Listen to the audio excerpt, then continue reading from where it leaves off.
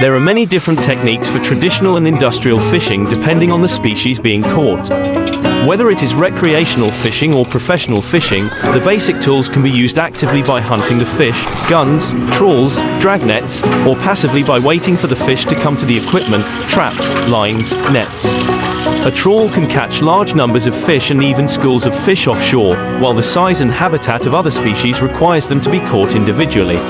Although the equipment has evolved throughout history, the techniques have generally remained the same.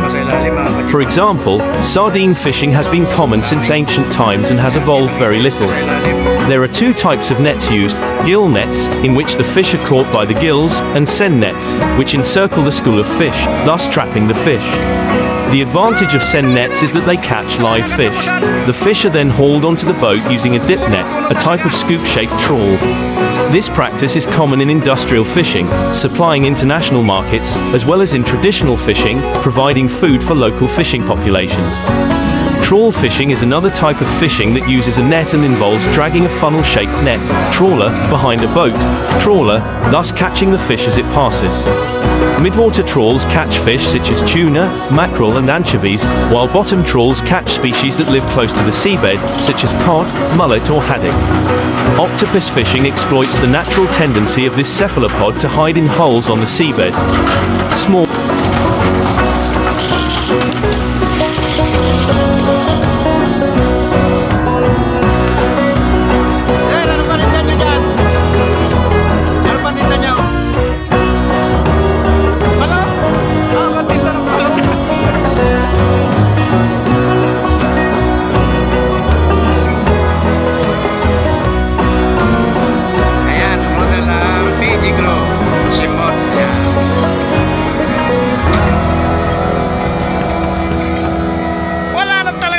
tuloy-tuloy talaga ang bagsik.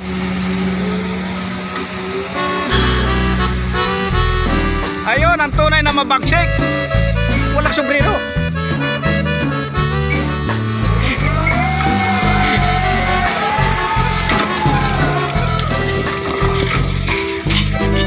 Kitang kalbo.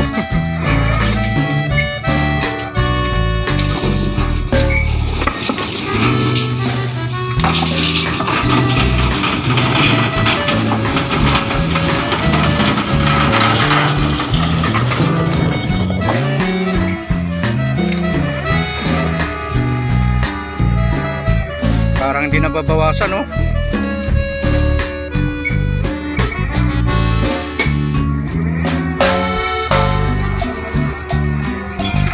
All lidless clay pots or plastic containers are tied to a rope at regular intervals, then dropped into the water.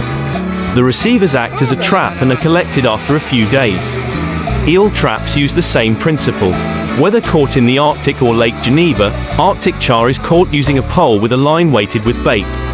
In Switzerland, salmon are caught à la gambe with a line fitted with a series of hooks, while in the far north, the Inuit use a piece of polished ivory. Other fishing methods take advantage of the alliance between humans and animals, as is the case with land hunting. In China, for example, trained cormorants are used to fish. The bird's neck is tied to prevent it from swallowing its prey. These birds are like underwater missiles, and can catch a significant amount of fish, enough to provide food and income for an entire village. Fishing with a rod, spear or gun can be a personal activity undertaken for food or a sport undertaken under rules enforced to help protect marine life. Deep sea fishing is strictly regulated to avoid overfishing, which can lead to depletion of stocks and species extinction. The number of days, the type of gear used, boat type, motor size, net or mesh size, and the quota allowed are closely monitored by the authorities. However, these laws are not a long-term solution to the imbalance of aquatic ecosystems. They do not regulate the incidental capture of prohibited fish or fish considered uninteresting from a commercial point of view, known as bycatch. Most of these fish are either dead or dead when released back into the sea.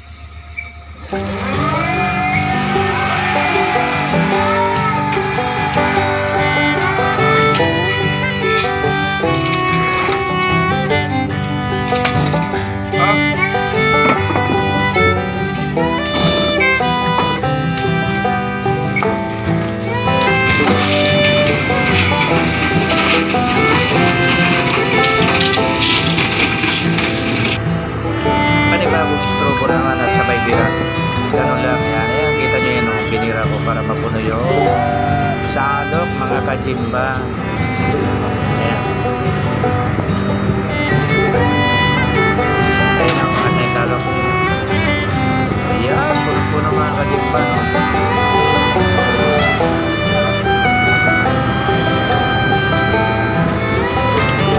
Ayan, mahalaga lang na walang volume na nakulong namin kasi hindi puno-puno yung salok, mayroon konting awang pa. Ay, may espasyo pa kaya medyo konti lang yung nakulong na nahuli natin ngayon. Kaya habang nagsasalok mga kajimbat, panay naman ang kuha na luwang po ng susukatin ng fisheries observer natin. Kaya makikita na dyan si Sir Capilo, si Seaman Officer mga kajimbat.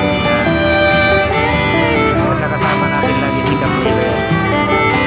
While nets have many advantages, they can be a nuisance as a solution for wading fishermen. I remember struggling to carry a net when I was younger. The net bag was strapped to my vest under my left arm or behind my back, and could be found in every branch and bush along the riverbank. When I carried it where it was within easy reach, it got in the way when I fished. When I carried it where it was not in the way, I couldn't reach it when I needed it. Carrying a net was an awkward situation.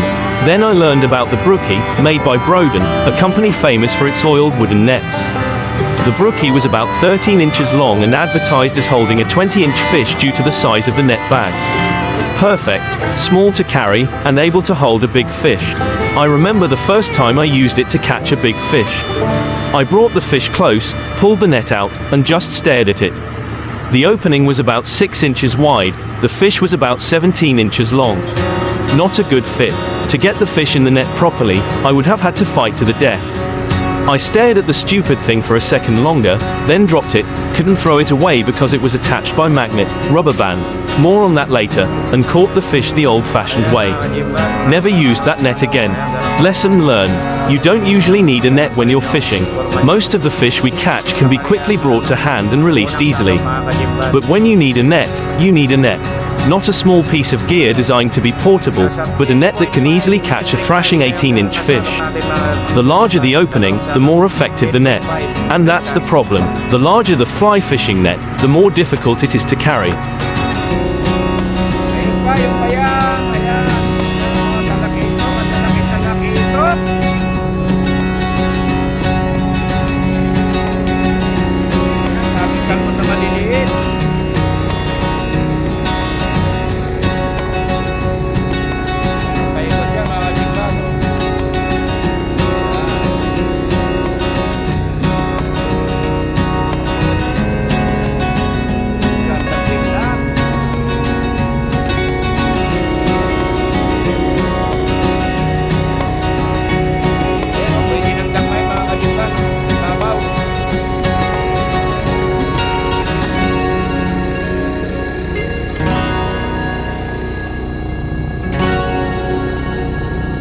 Mababaw lang, baka hindi namin maaari ang mga kajimban, maliliit, ibig sabihin pag mababaw, maliliit.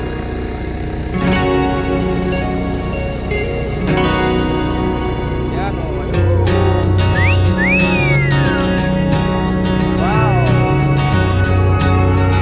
sarap talaga tumira.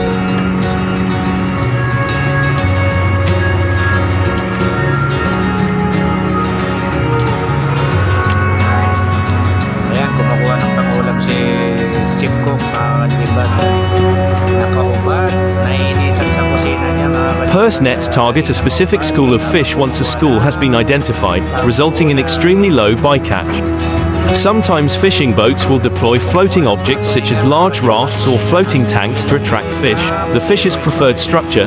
These fish aggregating devices, FADs, make purse seine fishing much easier by reducing fuel use and time spent searching for schools of fish. However, FADs also attract other marine life and bycatch is higher. Over half of tuna are caught in purse seine. When FADs are used, bycatch is between 1 to 8%, while without FADs, bycatch is less than 1%. Trawling. Trawling involves dragging a net through the water behind the boat. There are two different types, bottom trawling and midwater trawling. Bottom trawling. Bottom trawling involves dragging a net to the seabed and then pulling the net across the bottom to retrieve the fish. Bottom trawling 500. Courtesy of the Marine Stewardship Council, MSC. Bycatch is not a major concern for bottom trawling, but habitat damage is. Sandy bottoms and rocky habitats regenerate fairly quickly after a bottom trawl passes through, but bottom trawling can have significant impacts on sensitive habitats such as deep water corals or sponge gardens. Good fisheries management ensures that bottom trawling is done in sustainable areas rather than in areas with irreplaceable habitats. Midwater Ang laman niyan ay sigurado wasak yung lambat natin mga kajimban.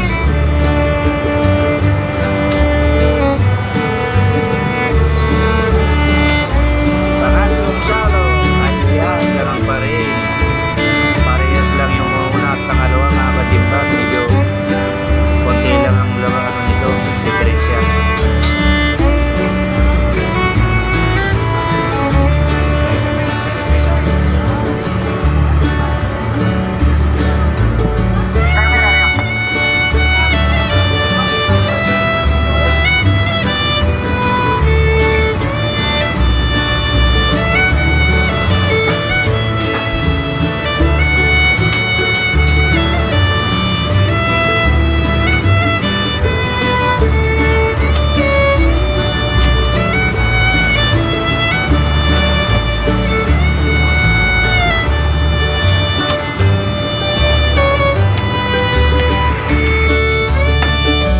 Kajimban, nakakita na naman tayo ng special na puno ng kawayan. Ayan o, puno ng kawayan yan.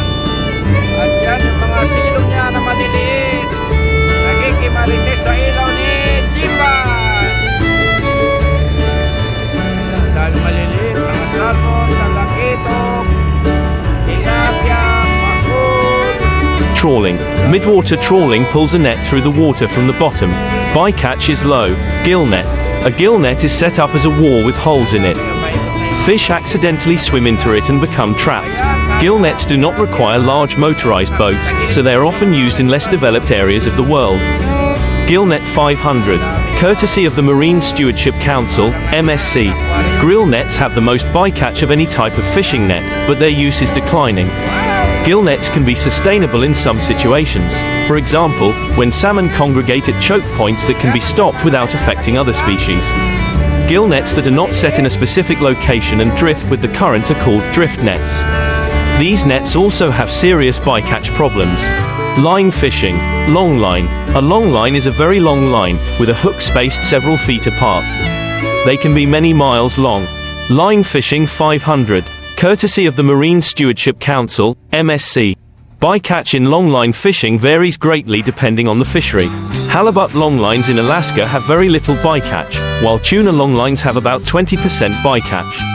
Longline problems are more common in near-surface fisheries where seabirds, sharks and turtles are caught when they eat baited hooks.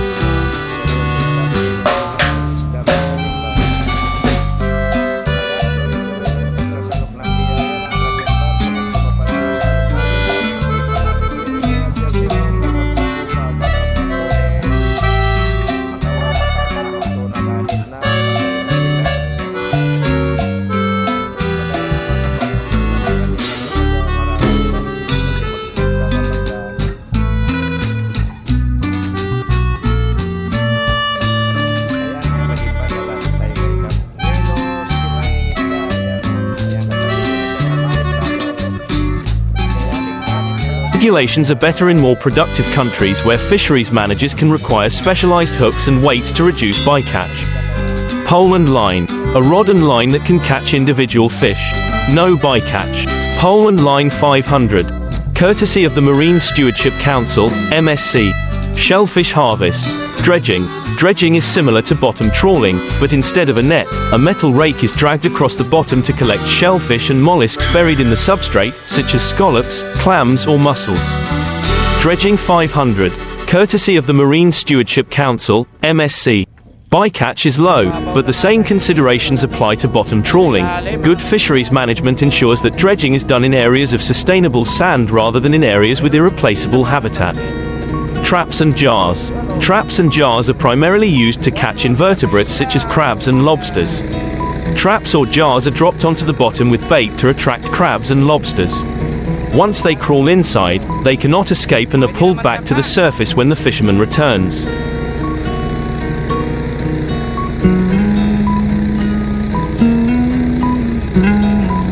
Yan, mga salmon yan, oh. Salmon, galunggong. Puro salmon to, puro salmon, galunggong. Nandito yung mga may talakino, bakol, hila. Ayan ang puno ng kawayan. Hello, pagkalapit ko dyan, hirahin ko yung troso, lumapit ko dito para isang panalitan. Roger ka.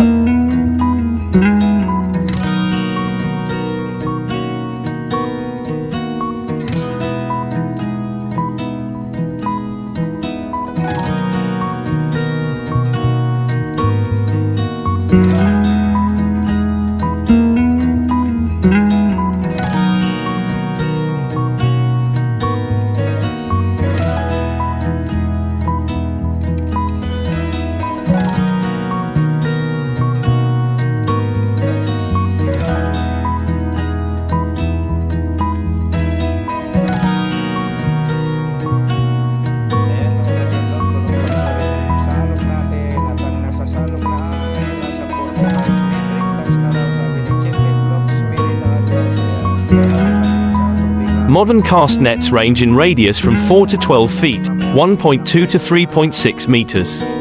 Standard nets for recreational fishing have a circle of 4 feet.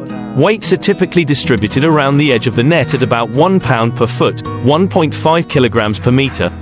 The net is attached to a fishing line, one end of which is held in the hand as the net is cast. When the net is full, a net collecting clamp, which works like a ringer on a mop, closes the net around the fish. The net is then collected by pulling on the fishing line. The net is lifted into a bucket and the clamp is released, dumping the fish into the bucket. Cast nets work best in water no deeper than the radius of the net. Casting is best done in water free of obstructions. Reeds tangle the net, and tree branches can tear the net. The caster may choose to stand with one hand holding the line and the net draped over the other arm so that the weights dangle, or, with the majority of the net held in one hand and only a portion of the lead held in the other hand so that the weights dangle in a staggered fashion. About half of the weights in the throwing hand are held higher than the rest of the weights. The line is then thrown out into the water, using both hands, in a circular motion similar to a hammer throw. The net may be thrown from a boat, or from shore, or by wading.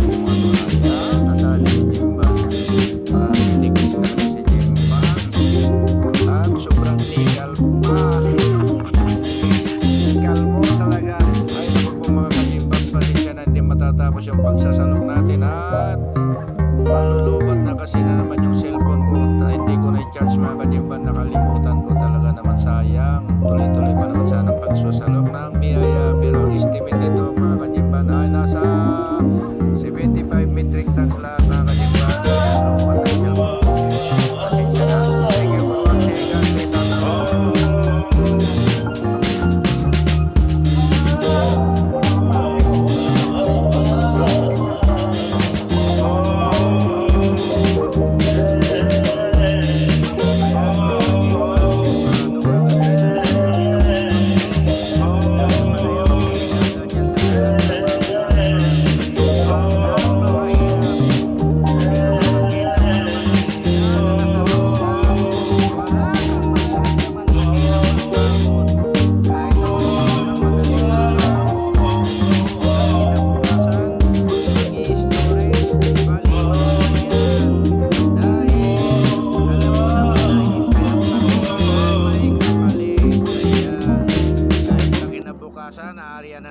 kawan.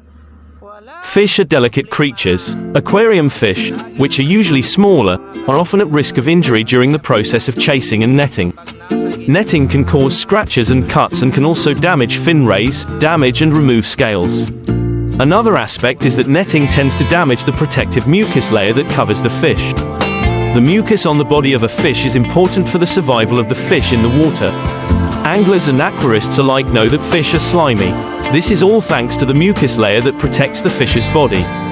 The fish's skin produces this mucus. It serves many purposes, including protection against bacteria and streamlining water movement. Keeping the mucus layer healthy is an essential aspect of caring for your fish. You do this by avoiding activities that put their bodies at risk of infection. The process of netting fish is harmful to the health of the fish, reducing their lifespan. This is due to the many injuries they can sustain during this seemingly simple process. Fish eyes are sensitive. In many fish, the eyes protrude from the head. This means that the eyes are the first thing that is likely to come into contact with the net during netting.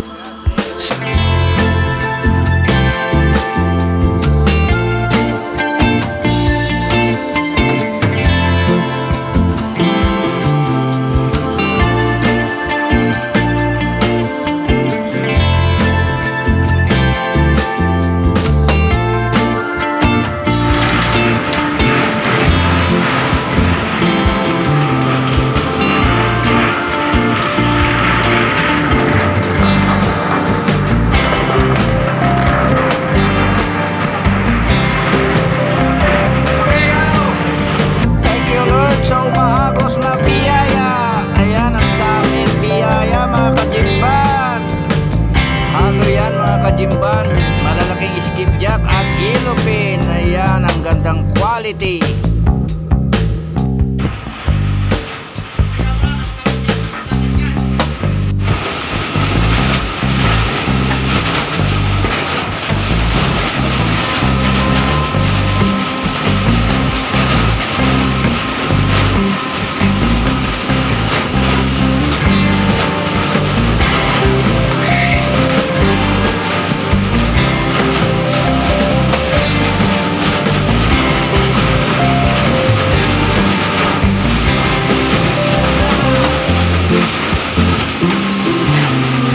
So, what's the big deal?